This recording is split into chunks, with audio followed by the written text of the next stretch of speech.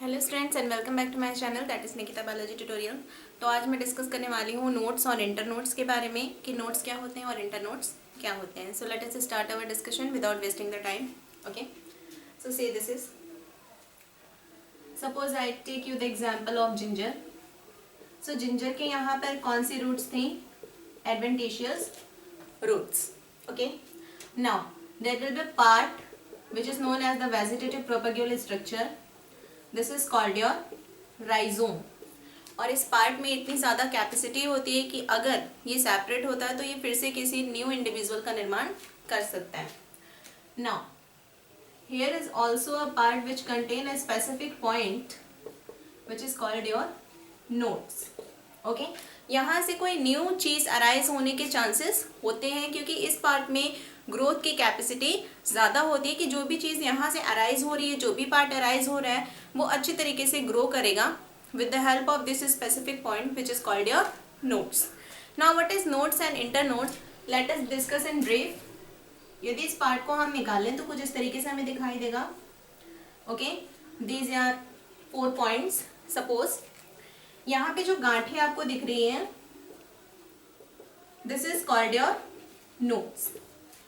यहाँ से कोई भी ब्रांच अराइज हो सकती है, कोई लीफ अराइज हो सकती है, कोई अनदर पर्टिकुलर स्ट्रक्चर अराइज हो सकता है, कोई बर्ड्स अराइज हो सकती हैं in plants. Okay, so this particular part is called your nodes. Now what is internodes? क्या होता है मेरे दोस्त? The difference between this two nodes, इन दो नोट्स के बीच की जो दूरी है that is called your internode. Okay, inter का मतलब ही होता है बीच में और नोड का मतलब होता है यानी नोड के बीच में। सो the distance between the two nodes are called your internode.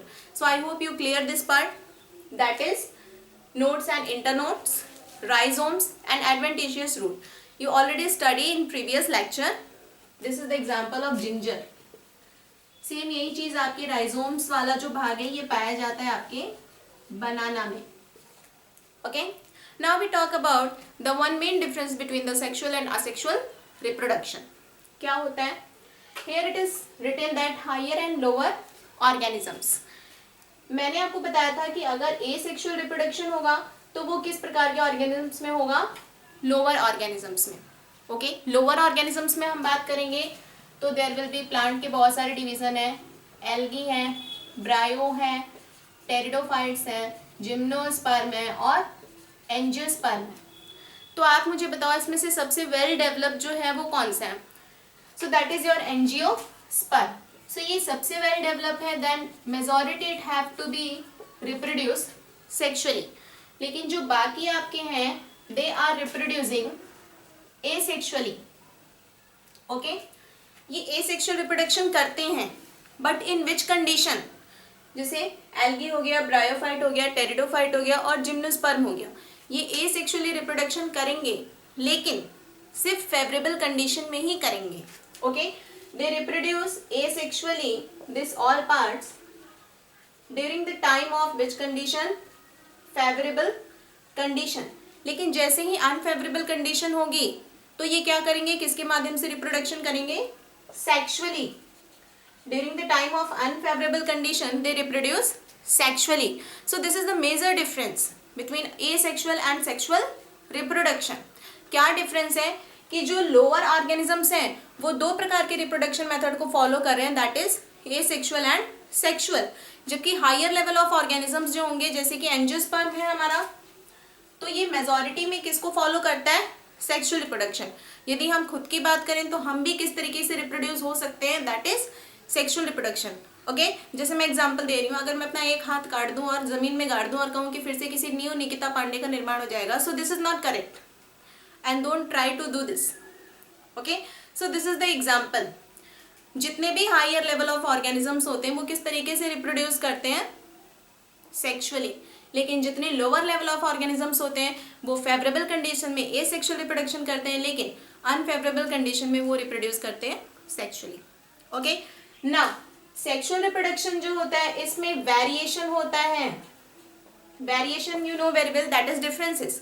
तो वेरिएशन के कारण ये ज़्यादा से ज़्यादा सर्वाइव करते हैं, यानी जो स्पीसीज जो होती है वो सेक्सुअली रिप्रोड्यूस होती हैं उनमें कैपेसिटी होती है कि वो ज़्यादा से ज़्यादा सर्वाइव कर सके because there is a combination of 2 candidate or there will be a combination of two genetic material.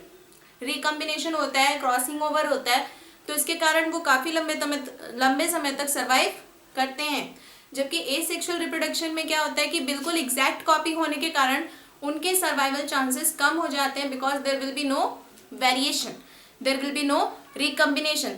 जैसा जैसा जेनेटिक और मॉर्फोलॉजिकल कैरेक्टर पेरेंट का होता है वैसे ही वो चला जाता है प्रोजनी में। सो this is the one main difference between the asexual and the sexual reproduction on the basis of the variation, कि सेक्सुअल रिप्रोडक्शन के सर्वाइवल चांसेस ज़्यादा होते हैं जबकि एसेक्सुअल रिप्रोडक्शन के सर्वाइवल चांसेस कम होते हैं। सो this is the lecture about the nodes and internodes and one main difference between the asexual and the sexual reproduction. आगे चल के जब मैं आपको लेक्चर दूंगी या वीडियो अपलोड करूंगी तो उसमें मैं आपको बताऊंगी sexual reproduction in deep with juvenile phases. तब तक के लिए bye bye, take care and be study. Okay.